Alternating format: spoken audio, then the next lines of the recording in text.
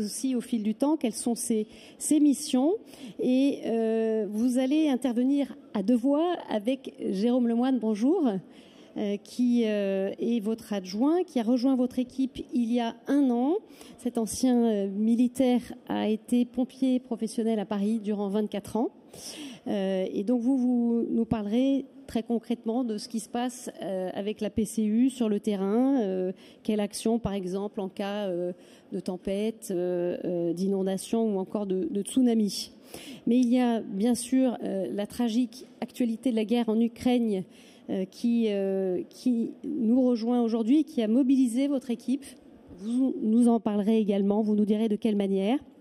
Et puis après votre intervention, eh bien, il y aura une quinzaine de minutes d'échange avec le public pour des questions-réponses. Voilà, la parole est à vous. Merci Stéphanie.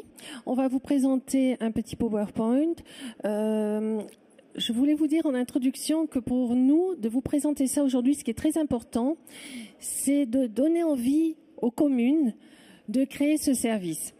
C'est un service qui peut, au-delà de la gestion de crise, apporter beaucoup pour les communes au quotidien sur des tas de choses différentes. Nous, on a été mobilisés aussi bien, vous le verrez, pour la crise sanitaire, mais on est une ville côtière, on peut être également mobilisé sur une pollution hydrocarbures. Nos équipes sont également formées à intervenir sur des déchets d'amiante, des déchets sauvages, sur les entretiens des chemins forestiers, puisqu'on a aussi de la zone forêt. Et donc, je pense que pour une commune, au départ, on peut se dire « Oh là là, ça a un coût ». On a 6 équipiers dans notre staff. Et en même temps, si on fait appel à des prestataires, eh bien peut-être à la fin, on est gagnant pour la commune. Et en plus, ce sont des gens qui connaissent le territoire.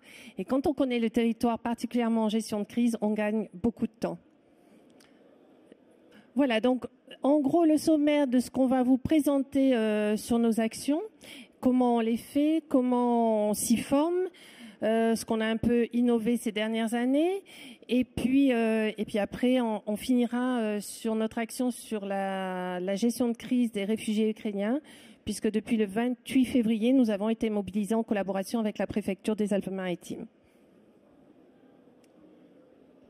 Un petit peu d'historique, Stéphanie en a parlé il y a quelques minutes.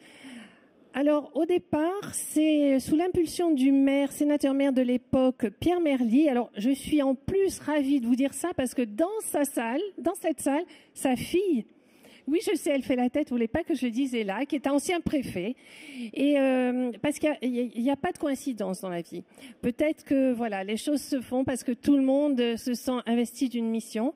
Et donc au départ, nous avions un maire qui a vraiment souhaité monter, il est avant-gardiste, un service de sécurité civile qui s'est appelé Protection civile urbaine, en premier dans un cadre, disons, plus militaire, donc avec le colonel Caramonti, qui lui-même s'est encadré de personnes compétentes, et particulièrement d'un responsable de service, Jean-Marie Ecardi, qui nous a quittés pour un bon départ à la retraite en juin dernier. Donc vous voyez qu'il a été extrêmement longtemps à la tête du service. Et son adjointe pendant 15 ans, qui est devenue maintenant responsable du service, eh bien, chère Stéphanie, c'est une femme aussi. Elle s'appelle Caroline Rimbert. Elle n'a pas pu être parmi nous aujourd'hui parce qu'il y a aussi une gestion de crise, comme je vous le disais, ukrainienne, dont on s'occupe activement sur le territoire anti-bois. Mais donc maintenant, le service est dirigé par une femme, Caroline Rimbert, et dont l'adjoint Jérôme est présent à mes côtés. Et le maire a souhaité que cette délégation soit confiée à un adjoint, donc moi en l'occurrence, mais je suis aidée dans cette tâche par un conseiller municipal, Marc Enfonceau, qui est dans la vie de tous les jours, dans sa vie professionnelle, un pompier professionnel. Donc ce qui apporte aussi beaucoup, puisqu'il a une vision de l'intérieur et surtout sur les gestions de crise, c'est très important. Donc on vous a mis une petite image pour vous montrer vraiment que ça date de 1982, cette création. Donc voilà la nouvelle responsable du service, Caroline Rimbert. Le conseiller municipal qui est à mes côtés, Marc Enfonceau, pompier professionnel. et Monsieur Ecardi, qui a été si longtemps notre responsable de service, qui a monté tout ça et qui a pris maintenant sa retraite. On peut juste rappeler par rapport aux années, là on était en 82, on était quand même du temps de la guerre froide jusqu'en 89 et cette première équipe était surtout basée sur le nucléaire et sur la radioactivité. Rappelez-vous, en 1986, on a eu l'accident de Tchernobyl et à savoir que c'est la première unité en France qui a été créée, une unité mobile de radioprotection. Donc qui permettait d'intervenir sur le département des Alpes-Maritimes et notamment sur Nice. Et ça a été la première unité mobile en France de radioactivité. Maintenant, vous en avez dans tous les départements. On appelle ça des CMIR. Et chaque SDIS en France, chaque département a une unité radioactivité, mais la première a été créée à Antibes. Alors voilà les différents phénomènes climatiques auxquels on peut être confronté sur notre commune, à savoir que notre commune, pas spécifiquement notre commune, notre communauté d'agglomération qui comporte 24 communes, eh bien elle va de la mer, les gens vont à la plage, jusqu'on a des stations de ski. On a 2 stations de ski, Gréolière peut-être que vous connaissez, et Andon. Donc c'est un paysage très diversifié, ce qui veut dire qu'on peut être confronté à des tas de problèmes climatiques complètement différents. Alors, on a un fleuve côtier, la Brague, qui se met en colère de temps en temps, qui depuis des dizaines d'années a provoqué des inondations souvent très importantes, dont une vraiment dramatique que vous avez certainement tous en tête en 2015. Il y a eu 20 morts dans le département, dont un sur la commune d'Antibes. Et on est confronté énormément également, bien sûr par l'urbanisation, au ruissellement urbain. Ça, c'est un vrai problème. Beaucoup de communes le sont, mais par sa configuration même, la ville d'Antibes est confrontée à ce problème de ruissellement qui impacte beaucoup nos services et notre fonctionnement de circulation dès qu'il se met à pleuvoir de façon un petit peu intense. Si vous voulez en dire un mot, peut-être. Là, on voit Jérôme. Les 2 exemples en bas. Vous voyez, en 2014, on est quand même sur du 47 mm en une demi-heure, donc c'est quand même intense. En 2015, on est sur 83 mm. Le principe qu'on a anticipé sur la commune d'Antibes, c'est d'avoir un service professionnel, donc de 4 agents, donc protection civile urbaine. Et c'est justement de gérer ces équipes. Là, vous voyez en bas à droite, c'est donc le GEMAPI, la police municipale. C'est d'être capable de fermer des routes, d'anticiper la pluie avec des moyens techniques. On vous les fera voir par la suite. Mais c'est une coordination des moyens en gestion de crise pour la ville d'Antibes. Voilà. On peut passer au coup de mer maintenant ? Oui, alors, bien comme on vous le disait, 24 km de côte, donc on est confronté également au coup de mer, particulièrement en saison hivernale. On a un sentier que peut-être pour les gens qui sont venus visiter notre commune, qui est très connu parce qu'il est magnifique. On appelle ça le sentier Tire-Poil, c'est le sentier du littoral. Et ce sentier, eh bien, il est traître. Parce que parfois nous avons des grosses houles, de très fortes houles, mais les gens ne peuvent pas s'en rendre compte parce qu'il n'y a pas de vent. C'est un phénomène qui est très connu chez nous. Donc nous sommes alertés, bien entendu. Nos équipes sont sur le pont, on travaille avec Météo France. Et on est obligé de fermer maintenant de façon, vous voyez, avec des grands... On a fait installer des grands portails et on a même des gens qui continuent à passer dessus parce que c'est extrêmement dangereux. On a eu des gens qui se sont fait emporter et on a essayé de trouver des solutions avec les pompiers parce que sur un sentier littoral de bord de mer, quand il y a quelqu'un qui est blessé, c'est très compliqué, surtout avec une grosse population de gens étrangères qui ne parlent pas français, de se situer sur un sentier, surtout si vous êtes prise par un coup de mer. Donc, il y a quelques mois, 1 an, ça doit faire à peu près 1 an, nous avons mis en place, en collaboration avec le SDIS, cette petite pancarte qui est à l'entrée de chaque côté du sentier, qu'on a distribuée en flyer aussi dans les offices de tourisme, et qui a été défini par zone. C'est-à-dire que quelqu'un qui se blesse, par exemple, une entorse qui ne peut plus marcher, va voir dans les panneaux qui l'entourent sur le sentier dans quelle couleur il est. Et quand il va faire le 17, le 18, le 112, s'il ne sait pas où il est, et généralement il ne sait pas exactement où il va dire je suis dans la zone verte, dans la zone bleue, dans la zone noire, dans la zone rouge. Et ça permet aux SDIS d'intervenir beaucoup plus rapidement, mais également on a du sauvetage par la mer.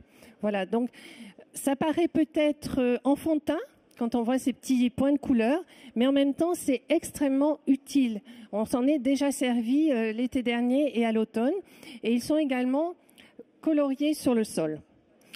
Donc ça, ce sont des actions qu'on fait au niveau de la prévention et de l'action quand on ferme ce sentier du littoral.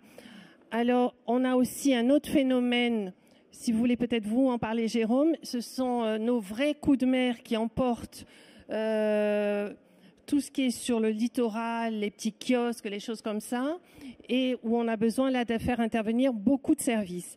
Alors là, c'est une organisation avec la voirie, avec le GEMAPI, avec la police municipale aussi. Alors, il faut savoir qu'il y a aussi toute une problématique pour fermer les routes, parce que vous avez des routes communales, mais vous avez aussi des routes départementales. Donc, il faut se mettre en cohérence avec les autres services. C'est toute une gestion. Après, les services sont rodés, hein, mais il faut. C'est la priorité à la vie humaine, certes, mais pour pouvoir reprendre une activité, on va dire, classique et refaire le transport routier en mode normal, on va dire. Pour la suite, on a donc... on a les tempêtes vent violents. Donc en fait, là, la problématique, c'est plus par rapport aux essences et aux arbres. Là, on a au bois de la Garoupe, par exemple, énormément de pins parasols. Et en fonction de l'endroit où se trouve l'essence, s'il est sur une enclave publique ou privée, il y a toute une problématique avec les moyens municipaux sur est-ce que j'interviens, est-ce que j'interviens pas, parce que là, des essences comme ça, avec de l'élagage, vous êtes sur plusieurs dizaines de milliers d'euros hein, sur intervenir ou pas intervenir. Sur la problématique Enedis, la problématique réseau fibre. Donc ça, c'est pareil, c'est une coordination des moyens techniques municipaux. Donc là, on peut être en carte vigilance jaune, orange, rouge, en fonction de Météo France. On alerte les services et on se met en place. Alors, on voulait vraiment vous montrer ces images de la Côte d'Azur. Parce que moi, j'ai pris mes fonctions à la sécurité civile en tant qu'adjointe en mars 2020 et je ne m'attendais pas, le 25 décembre 2020, à faire sortir le chasse-neige à Antibes. Eh bien oui, ça m'est arrivé en bord de mer. Le 25 décembre à 20h, il y avait 10 cm. Alors 10 cm, c'est rien, mais 10 cm dans une ville qui n'a pas l'habitude, c'est énorme. Un 25 décembre, c'était l'horaire où toutes les familles rentraient chez eux, où il y avait le déjeuner de Noël en famille.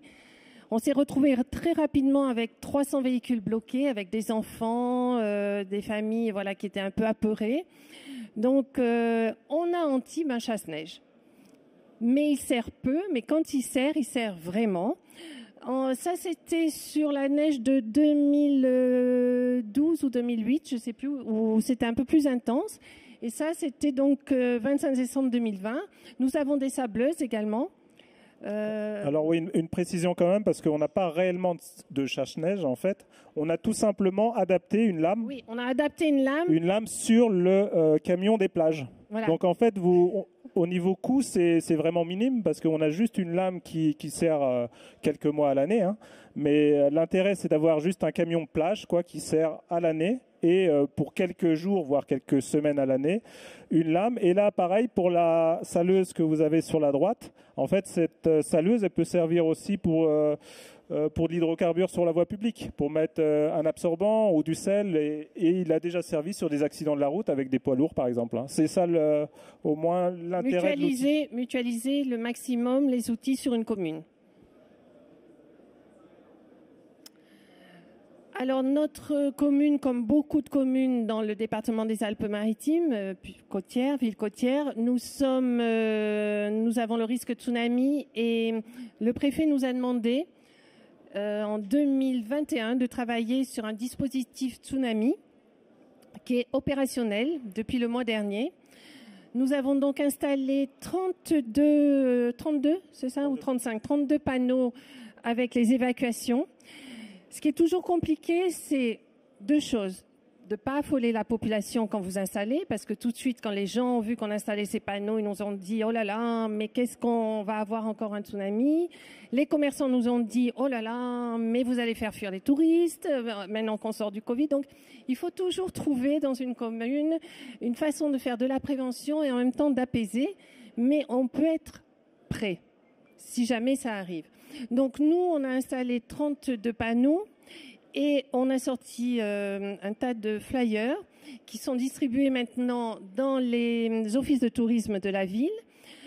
Tous les plagistes, quand ils vont réouvrir entre mars et avril, on va leur faire une réunion puisqu'ils vont être, si jamais ça arrive un jour, en première ligne. Donc, il faut qu'ils soient mobilisés, qu'ils sachent exactement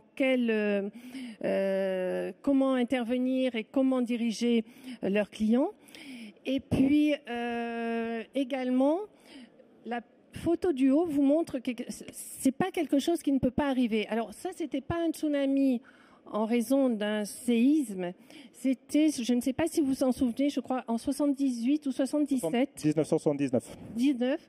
Il y avait des travaux à l'aéroport de Nice qui ont provoqué des effondrements sous-marins et qui ont provoqué un tsunami sur Antibes où il y a eu un mort. Nous, on a fait des études, on est remonté un peu plus loin depuis 500 ans à peu près. Il y a eu quand même 2 à 3 vrais tsunamis. Et dans les études qui ont été faites récemment en collaboration avec la préfecture, ce qui est quand même inquiétant sur la préparation de la gestion de crise, l'information aux populations, c'est que si le tsunami vient des côtes du Maghreb, Algérie particulièrement, où il y a souvent des petits séismes sous-marins, nous n'avons que 45 minutes pour avoir l'information, prévenir les populations. Alors, on peut imaginer que si ça arrive novembre, décembre, c'est très embêtant quand même, mais les plages seront vides. Je vous laisse imaginer si ça arrive entre juin et septembre, ça sera extrêmement compliqué pour l'évacuation en 45 minutes de tous ces touristes qui seront sur le littoral. Et si le séisme se produit en Italie, sur les côtes italiennes, alors là, nous avons, je crois, 12 minutes. Donc, il y a du travail. Quand les gens étaient étonnés qu'on travaille sur un dispositif, quand on leur explique, eh bien, ils comprennent qu'il est important de se préparer. C'est ce qu'on disait déjà ce matin dans une conférence. C'est vraiment l'alerte à la population et informer la population sans être anxiogène. Donc, c'est un risque qu'on est obligé de prendre en compte également sur nos côtes. Alors, les services opérationnels de la ville d'Antibes qui travaillent avec notre service de la protection civile urbaine. Comme le disait Jérôme, notre service qui a été donc créé en 82 est composé de 4 agents territoriaux et de 2 vacataires. Donc, vous voyez, c'est un petit service, puisqu'en général, on fait vraiment appel aux vacataires qu'en gestion de crise importante. Sont amenés à travailler avec nous régulièrement dans les services municipaux, bien sûr, la police municipale, le service de la communication pour l'information publique, les services GEMAPI, l'éclairage public, les espaces verts, on l'a vu en cas de tempête, l'assainissement, bien entendu, et la voirie, puisque nous fermons souvent des voies, il y a beaucoup de ruissellement. Il faut savoir que tous ces services-là, dès que la gestion de crise est déclarée par monsieur le maire ou qui me donne son pouvoir en tant que DOS, c'est nous qui prenons la main. C'est le service de la protection civile urbaine qui va coordonner tous ces services pour qu'il n'y ait qu'un seul service, justement, qui donne, entre guillemets, les ordres pour que chacun sache bien à quelle place il doit se tenir. Et ça, c'est extrêmement important dans la gestion de crise. Nous travaillons en collaboration, bien entendu, avec le SDIS, avec les pompiers, avec la police nationale. Elle est souvent mobilisée sur notre gestion de crise. L'hôpital, en 2015, lors des grosses inondations, on a beaucoup transporté, nous et le SDIS, de victimes, de blessés à l'hôpital. La gendarmerie. Nous ne sommes pas en zone gendarmerie, mais nous avons une grosse caserne de gendarmerie et de gendarmerie nautique sur le territoire.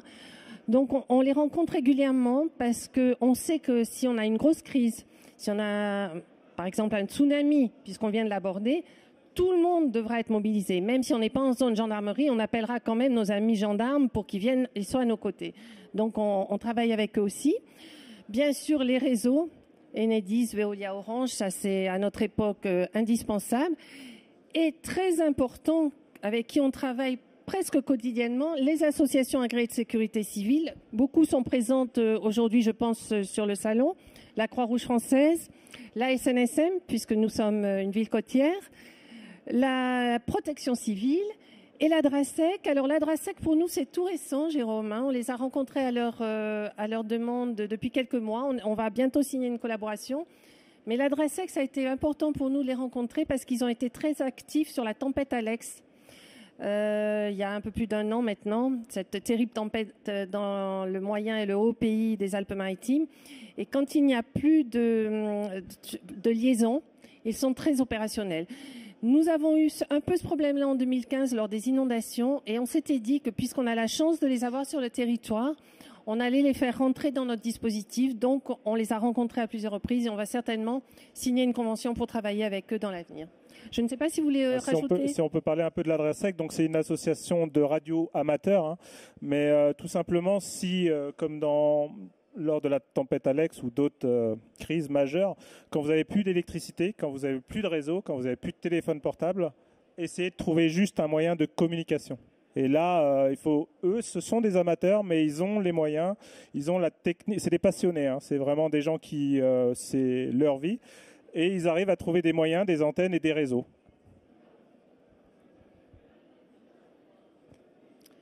Alors, nos missions sur le territoire de la commune. Alors bien sûr, comme la plupart des villes, bien l'élaboration du PCS et des DICRIM. Dans toutes les communes maintenant, normalement, il doit y avoir un DICRIM. Mais nous, ce que nous avons imaginé, c'est un DICRIM pour les enfants. On en parlait déjà ce matin dans une précédente conférence. C'est un peu comme pour l'écologie. On sait très bien que la culture du risque, la prévention, elle va passer par les enfants. Quand vous avez cette culture jeune, en général, vous grandissez avec elle. Nous, on a pris comme option d'aller dans les écoles avec notre service et on voulait avoir un document à leur présenter. Donc, si vous voulez le montrer, peut-être, Jérôme, on a créé, voilà, pour vous donner une idée, ça c'est un DICRIM adulte que vous connaissez tous, qui sont sur les sites internet des villes. Et nous, on a fait également un petit DICRIM jeune avec une petite abeille. Voilà, c'est pour des 7-10 ans. C'est un petit 4 pages. Et en même temps, on a fait un petit quiz qui permet à l'enseignant, pendant l'année, de voir si les enfants ont oublié ou ont assimilé. Parce qu'on se dit aussi que de le répéter plusieurs fois dans l'année, c'est important. Parce que quand on va en école, on est très bien reçu. Les enfants sont très réceptifs, ils s'amusent beaucoup. Mais peut-être qu'un mois, 2 mois après, voilà. Donc si on répète avec des petits jeux comme ça, on pense qu'ils auront plus ça dans la culture du risque à leur âge. Donc c'est ce qu'on a appelé, nous, le DICRIM jeune. Et vraiment, on encourage toutes les communes à le faire parce que c'est pas compliqué et à mon avis, ça sera très efficace sur la prévention. Alors après, on est opérationnel, bien sûr, dans le dispositif de sécurité civile. Coordination, on en a parlé, des moyens municipaux en gestion de crise. Nous faisons aussi de la lutte contre la pollution sur plusieurs choses. Peut-être que vous voulez en dire un mot. Donc, on a la pollution marine. Donc, la pollution marine, notre acteur principal, ce sera le port Vauban. Qui est le premier port européen. Exactement, de plaisance. Ouais, on a quand même un port avec 19 emplacements on appelle ça le quai milliardaire, mais c'est quand même des super yachts qui vont de 70 à 165 mètres. Donc avec un risque de pollution majeur. Ils ont une procédure de pollution, de lutte contre la pollution, et on les assiste avec notre matériel. Alors pour la pollution, on intervient aussi sur l'amiante quand on a des dépôts sauvages ou sur les déchets radioactifs dans notre centre de tri. On a eu la formation de déchets radioactifs, mais on vous en parlera un petit peu plus tard. On fait également, bien sûr, on a été mobilisé comme dans beaucoup de communes sur l'aide logistique à la crise sanitaire. distribution de gel, de masques, aide auprès des hôpitaux et des infirmières. Et puis, on fait également des interventions, notre service, en hauteur. Si vous voulez en dire un mot, Jérôme. Oui, en fait, on s'est rendu compte que chaque commune fait venir un prestataire pour tous les bâtiments communaux. Nous, on a la cathédrale, par exemple. Dès que vous intervenez sur le toit, dès que vous faites venir une société privée, ça a un coût, ça a un risque. Il y a un délai aussi. Et tout simplement, en fait, nous, ce sera pour une première reconnaissance et on peut déjà faire des premiers petits travaux. Ça fait gagner du temps, de l'argent à la commune. Et si je poursuis sur la formation là, des agents municipaux, vous voyez qu'on est capable de... Là, c'était l'année dernière, on a fait 300 agents en formation extincteur. Il faut savoir que former juste un agent municipal, c'est 100 € à peu près. Hein. Donc déjà, là, vous êtes déjà sur une base de 30 000 € qui sont gagnés parce qu'au final, c'est la commune qui se forme elle-même. Donc, c'est un intérêt. Pour les travaux de hauteur, c'est la même chose. À chaque fois, c'est des petites sommes qui sont intéressantes quand même pour la collectivité. Maintenant, on est quand même sur une base d'une ville de 70 000 habitants. Quoi, hein. C'est toujours pareil. Il faut relativiser. Et puis, nous faisons des exercices, bien sûr, avec la préfecture. Le SMIAGE est un organisme qui a été créé par le département des Alpes-Maritimes suite aux intempéries de 2015, où il y avait eu donc 20 victimes, qui gèrent les cours d'eau, les berges. Donc, nous travaillons avec eux, bien sûr, comme on vient de le dire, avec le port Vauban.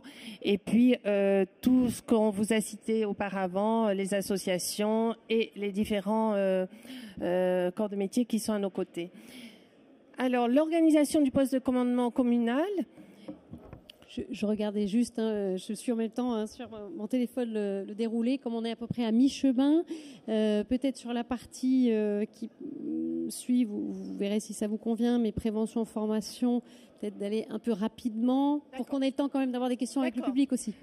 Merci. Alors, bon, je pense que l'organisation d'un poste de commandant, ce qu'on appelle le PCC, communal, à peu près tout le monde sait ce que c'est, donc on vous a mis une petite diapo comme ça, mais voilà.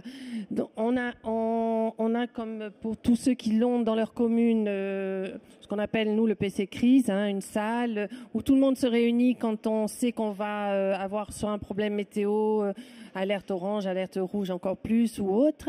Et là autour de la table, bien on a le maire ou son représentant, les différents services, les pompiers, les associations agréées, enfin tous les acteurs qui vont intervenir lors de la gestion de crise. Et on est autour de cette table, on a des téléphones, on est en relation avec la préfecture. Voilà, donc ça c'est sur de l'opérationnel. J'ai pas vu la fin. Trop vite, là, voilà, ça ce sont donc voilà.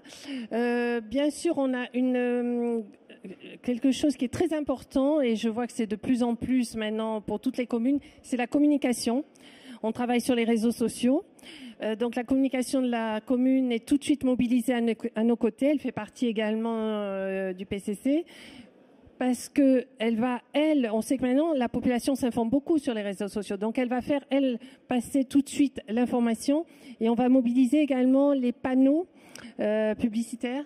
Voilà, la ville a passé un accord pour pouvoir mobiliser les panneaux publicitaires en cas d'alerte. Je pense qu'on a dit ce qu'il y avait de plus important et puis après on va gérer bien entendu si on ouvre des centres d'hébergement d'urgence. Nous allons gérer tout ce qui est l'hébergement d'urgence et puis la post-crise, s'il y a besoin, l'aide, ce qu'on appelle nous le retour à la vie. On vous en parlera un petit peu après dans une autre diapo. Est-ce que vous voulez rajouter quelque chose, Jérôme? C'est bon pour vous? Non, c'est bon. Juste différencier là pour le DOS, pour le maire, il a bien une responsabilité sur la sauvegarde, qu'on a la partie gauche, et la partie secours qui sera dédiée donc aux pompiers, hein, à l'officier pompier qui sera donc COS, voilà, commandant des opérations de secours. Alors sur la prévention, voilà ce qui est mis en place dans notre commune, mais je pense que beaucoup de communes ont ça aussi. Je vous laisse en dire un mot. Alors, je vais juste parler de l'outil qu'on a à gauche. C'est un outil qui est en dehors de Météo France, en fait, qui a qui a été développé uniquement sur les Alpes-Maritimes à la base. Donc c'est des pluviomètres qui sont fictifs. Là, vous voyez les petits points rouges qui sont affichés. Et on arrive à voir vraiment quelque chose de très précis à 1 heure. On va avoir vraiment la quantité d'eau qui va tomber à l'instant T sur ces pluviomètres. Maintenant, ils ne sont pas physiques, hein, ils sont virtuels. Donc c'est grâce à ces radars Hydrix. Il y en a 3 sur le bassin méditerranéen, donc 2 en zone française et 1 en Italie. Donc s'il y en a un qui tombe HS, en fait, l'italien peut prendre le relais. Le deuxième, c'est le luminimètre. En fait, ça nous donne une hauteur d'eau sur la Brague à une vingtaine de kilomètres en amont. Donc, on va avoir un délai d'1 heure pour savoir si l'eau monte, hein, tout simplement. Le serveur d'alerte, ça, c'est classique, hein, envoi de SMS. Le SAIP, c'est la préfecture qui lance la sirène classique. Et les caméras de police municipale, on pense toujours à la vidéoprotection. Mais aussi, là, elle est utile pour la montée des eaux, notamment, ou pour tout ce qui est risque. Faut penser à ça aussi pour les caméras. Donc, comme on vous le disait tout à l'heure avec le Decryption, on a décidé de beaucoup travailler sur la commune qui a été quand même impactée souvent par des inondations, sur la prévention. Donc voilà, on vous a mis 2 petites photos du Decryption et des interventions de nos services dans les écoles. Là, on vous a mis une photo d'un terrain avec maison qu'on a racheté grâce au fonds Barnier. Suite à 2015, bien sûr, beaucoup de maisons étaient passées en zone rouge. Donc les gens ne pouvaient plus y habiter, ne pouvaient plus vendre. Donc ça a pris beaucoup de temps. Et il y a tout un hameau qui a été racheté, c'est le 2e, grâce au fonds Barnier. Et qu'est-ce qui a été décidé? Parce qu'il faut aussi être dans la prévention plus tard sur les prochaines inondations, parce qu'on sait qu'il y en aura d'autres. Eh bien, on va renaturer. On appelle ça maintenant renaturation. Et ça va permettre aux citoyens de pouvoir se promener, mais en même temps de fertiliser les sols. Sur la prévention, on a différentes patrouilles. Toujours avec le même staff. Vous voyez qu'on n'a pas besoin d'avoir un personnel de 20 personnes. Je vous laisse dire sur les différentes patrouilles qui travaillent sur le territoire. C'est assez simple. On a un bateau qui nous permet de faire du risque pollution sur les 23 km de côte. On a une patrouille motorisée pour tout ce qui est feu de forêt l'été et on a l'entretien des DFCI donc pour tout ce qui est risque forestier l'été. Les formations, donc comme vous l'a dit Jérôme, nous formons aux extincteurs et aux pollutions. Et ça, vous en dites un mot, Harry? Aux appareils respiratoires isolants. En fait, on intervient, on vous a parlé des travaux en hauteur, mais on travaille aussi aux assainissements. Donc, on travaille souterrain. Et une particularité aussi, c'est qu'on est capable de travailler à l'usine d'incinération. Vous savez, il y a des portiques quand les camions arrivent et ça détecte les sources radioactives. Donc, on est capable d'intervenir sur ces sources radioactives pour savoir quel radionucléide est en action. Et c'est un peu particulier. En France, c'est assez rare, hein. Souvent, c'est les pompiers qui interviennent sur ces événements. Dans la prévention, nous avons souhaité créer une réserve communale de sécurité civile qui est opérationnelle depuis le 1er octobre 2021, donc c'est tout récent. 18 personnes, il y a un deuxième jury qui va passer là au mois d'avril, donc pour compléter à peu près avec 20 personnes, pour arriver à peu près une quarantaine de personnes, c'est ce qu'on avait souhaité au départ. Donc, ils ont été auditionnés, sélectionnés, et puis on leur a fait des formations. Ils ont passé le PSC1 avec un de nos partenaires associatifs. Chacun reçoit une carte comme ça, comme vous pouvez le voir sur cette photo là, signée par le maire de la commune.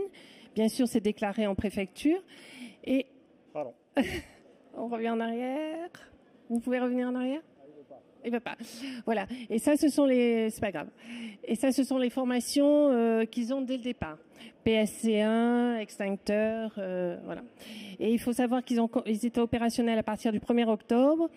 Et ils ont eu déjà à ouvrir 2 centres d'hébergement entre novembre et décembre sur des incendies assez importants où on a dû héberger des familles. Et puis, depuis 10 jours, ils sont mobilisés sur la crise des réfugiés ukrainiens.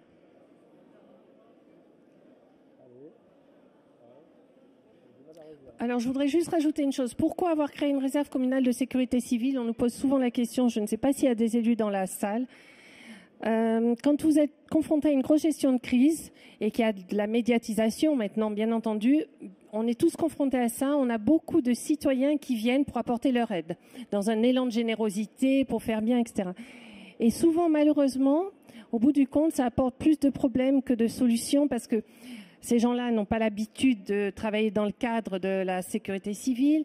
Ils ne savent pas exactement comment il faut opérer. Ils ne nous connaissent pas, on ne les connaît pas. Et parfois, ça fait perdre du temps. Donc, on s'est dit que vraiment, ce qui était le plus efficace, comme l'ont fait déjà beaucoup de communes, c'était de proposer aux citoyens qui avaient envie de s'engager de temps en temps dans leur commune, en cas de crise, de rejoindre la réserve communale. Et franchement, moi, je le recommande aux communes. C'est quelque chose de très positif. Voilà les différents véhicules que nous avons. Alors, on en a d'autres. On vous a mis juste quelques-uns sur les interventions. Jérôme, je vous laisse faire. Ça va vite. Ça. Ouais, c'est la même chose. Hein. Donc, c'est un panel d'intervention. Vous voyez à la fois de la pollution avec un feu de navire en bas à gauche, là, du tronçonnage au centre en bas et du NRBC sur la droite. Voilà, des interventions un peu hors cadre par rapport à une commune classique. Là, vous avez des travaux de hauteur à gauche, vous avez une pollution marine, des navires échoués aussi, tout bêtement. Hein, mais là, on est en bas des remparts et un navire qui reste échoué, une intervention amiante et la distribution de masques durant le Covid, hein, tout simplement. Là, à gauche, en bas, on a la particularité d'intervenir à la tour Sarrazine qui fait 25 mètres de haut. Et c'est du tronçonnage. Voilà.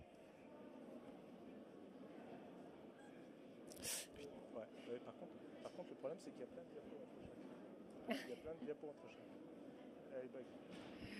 Nous avons également apporté notre aide sur des actions extérieures. On vous a mis une photo de 2015, non, c'est pas 2015, c'est 2010, dans le Var, à Draguignan, des inondations extrêmement meurtrières. Je crois qu'il y a eu 50 victimes, donc la commune Antibes s'était mobilisée pour faire une colonne. Là, c'est tout ce qu'on a fait pour la tempête Alex pendant des jours et des jours. On a collecté un peu comme ce qu'on fait actuellement pour l'Ukraine. Puis on a fait une colonne et on a apporté tout ça au niveau départemental. Voilà, c'est pour vous dire qu'on est aussi en appui aux communes voisines, à nos amis qui, quand ils ont un souci, eh bien, on est là pour les aider aussi s'ils n'ont pas les mêmes moyens que nous. Les exercices, je vous laisse en dire un petit mot. Les exercices, c'est avec les pompiers. Là, vous avez avec le Port Vauban, la SNSM. On fait des exercices aussi avec les sentinelles. Les forces sentinelles qui sont beaucoup mobilisées sur le territoire actuellement. La police nationale avec notamment des reconnaissances sous aérie. Et ensuite, nous avons le focus. Tous ces exercices sont faits par le service de la protection civile de la ville. Vous voyez que donc son panel d'intervention et d'aide à la population, mais à nos partenaires, est quand même important. Et puis on voulait finir, parce que malheureusement on est en plein dans l'actualité, sur l'accueil des réfugiés ukrainiens. Donc nous, on a ouvert depuis le 28 février, je pense comme la plupart des communes, un centre de collecte de dons. Alors on a travaillé avec l'ambassade pour pas prendre tous les dons, parce qu'on sait qu'il y a des dons qui au bout d'un moment vont porter un problème de tri, ne serait-ce que les vêtements. Donc l'ambassade nous avait demandé des produits parapharmaceutiques, des produits d'hygiène pour les bébés, les enfants et les adultes. C'est ce qu'on a fait. On est arrivé à combien de palettes là, Jérôme? On était à 31 palettes. 31 palettes. On a arrêté hier ou aujourd'hui, je ne sais plus. Pour l'acheminement, eh bien, on s'est rapproché de nos amis de la protection civile qui avaient créé un partenariat avec l'Association des maires de France. Donc, qui sont venus les chercher chez nous et qui nous ont envoyé une photo lundi soir de leur arrivée en Pologne, à la frontière. Donc ça, c'est pour l'acheminement des dons collectés. Nous avons ouvert tout de suite un numéro avec les réservistes. Les gens que vous voyez en gilet orange sont les réservistes. Un numéro où les gens pouvaient, on a créé un tableau, pouvaient donner leur possibilité d'hébergement. Et puis, ce numéro recevait aussi les demandes. S'il y avait déjà des gens qui venaient d'arriver auprès de familles qui ne pouvaient pas les garder dans leur logement trop petit, etc. Donc ça a été ouvert tout de suite. Maintenant, on est en collaboration avec la préfecture et on va passer le relais au CCAS, puisque ce sont les CCAS dans les communes, les communes qui ont des CCAS un peu plus grandes, qui vont prendre le relais pour l'hébergement, puisque ça va être sur du plus long terme. Et puis, vendredi dernier, on nous a appris qu'il y avait 2 bus. Il devait y en avoir 3. Malheureusement, le 3e n'a pas pu partir. 2 bus par une association humanitaire espagnole qui avait pu récupérer une centaine d'enfants dans un orphelinat à la frontière ukrainienne. Et ils nous ont demandé s'ils pouvaient faire escale dans notre ville pour couper le voyage. Alors, je vous passe, les pauvres, combien ça a été compliqué dans les checkpoints. Nous, on a suivi ça d'heure en heure, on était au téléphone. Combien au niveau des documents, ça a été compliqué. Les bus ne sont même pas arrivés en même temps. On en a eu un qui est arrivé à minuit et l'autre qui est arrivé à 4 heures du matin. C'était juste au niveau émotionnel, c'était juste très fort. Et finalement, au bout d'un moment, les enfants se sont posés, ont commencé à jouer. On avait mis des jouets aussi à leur disposition. Ils ont mangé, alors qu'au début, ils étaient prostrés, bien sûr. Et ça a été formidable, une expérience formidable. Ils sont repartis le lendemain et on a su qu'ils étaient bien arrivés par un petit SMS et ils nous ont envoyé une petite photo. Voilà. Donc, ça, c'est juste, à ce moment-là, on sait tous pourquoi dans cette salle, on fait de la sécurité civile, on se pose plus de questions, ou on fait de l'engagement humanitaire, voilà. Donc, on voulait quand même vous parler de ça parce qu'on sait que beaucoup de personnes vont être maintenant confrontées à l'arrivée des Ukrainiens et c'est compliqué, mais en même temps, derrière, il y a un côté humain qui est extrêmement formidable. Voilà, merci Stéphanie. Merci beaucoup Marika Roman, Jérôme Lemoine d'être venu nous présenter votre service de protection civile urbaine. C'était très intéressant. Alors, il nous reste quelques minutes pour une prise de questions. On est un petit peu décalé dans le temps puisqu'il y a une autre conférence qui arrive ici à 15h. Donc, on va prendre 5-10 minutes maximum. Je suis désolée. Et j'ai un micro pour cela s'il y a des questions.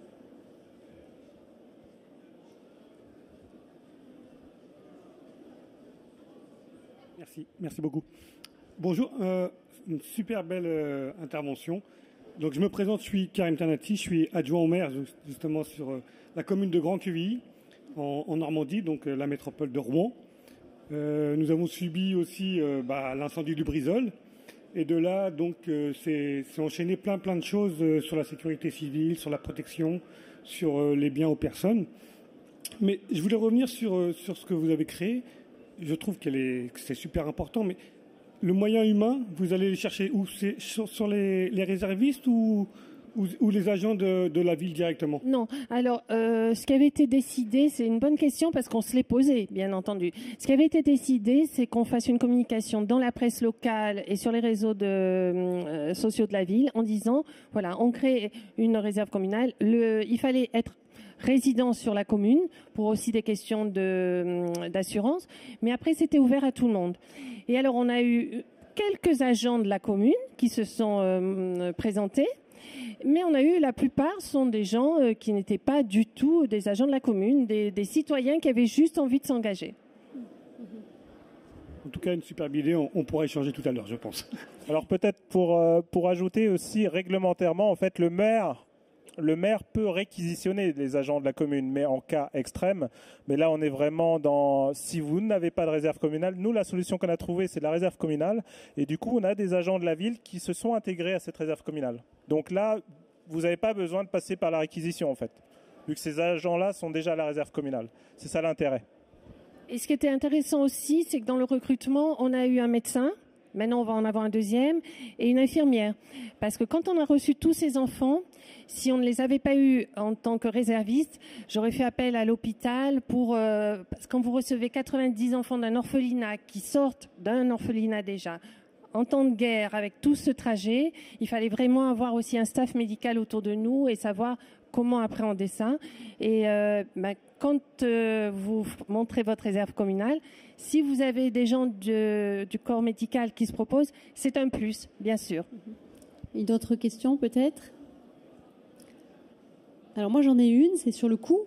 Quel coût ça représente pour la commune, un service intégré Si on fait une comparaison, je ne sais pas si vous avez quelques chiffres pour nous éclairer avec le fait de faire appel à des prestataires extérieurs. C'est assez simple. Là, réellement, on est 4 agents territoriaux. Si vous prenez, on est catégorie C, à part la chef de service. Si vous prenez, là on a un élu dans la salle, donc il va me confirmer, mais si on est à 25 000 de l'agent, vous êtes sur 100 000 euros. Tout à l'heure, je vous ai montré les extincteurs, on a déjà gagné 30 000 euros. Des travaux de hauteur, on est sur du 10-20 000 euros. Ça chiffre très vite. Je vous ai montré les arbres tout à l'heure, mais une intervention radiologique dans un centre de traitement, on chiffre à plusieurs milliers ou dizaines de milliers d'euros. Donc le coût, en fait, sur l'année, il peut être rentabilisé très vite, quoi. Mais sur une ville de 70 000 habitants. Voilà, l'important, je pense que c'est de bien voir par rapport à la taille de la ville. Alors, je pense que sur une ville de 50 000 habitants, c'est jouable aussi. Mais le but, c'était de montrer, s'il y a des élus dans la salle, de montrer vraiment que quand on monte un service comme ça, c'est pas uniquement de la gestion de crise très ciblée. On peut faire des tas de choses avec cette équipe et qui, en même temps, sera très opérationnelle parce qu'elle va connaître très bien le terrain et qu'en final, ça coûtera pas plus cher à la collectivité, voire moins cher. Et une notion qu'on n'a pas abordée aussi, c'est qu'on est d'astreinte une semaine sur 2. Donc H24, 365 jours par an, vous avez 2 agents. Là, en l'occurrence, à l'instant T, on a 2 agents qui montent le centre d'hébergement cet après-midi. Oui, on vient d'être prévenu par la préfecture, voilà. Mais on travaille comme ça, on a l'habitude. Ces agents, c'est aussi un engagement dans leur vie professionnelle. Je crois qu'on va s'arrêter sur ces mots-là, cet engagement. Merci à tous les deux. Merci d'être venus écouter votre intervention qui était très intéressante. Merci Stéphanie, merci à tout le monde. Merci.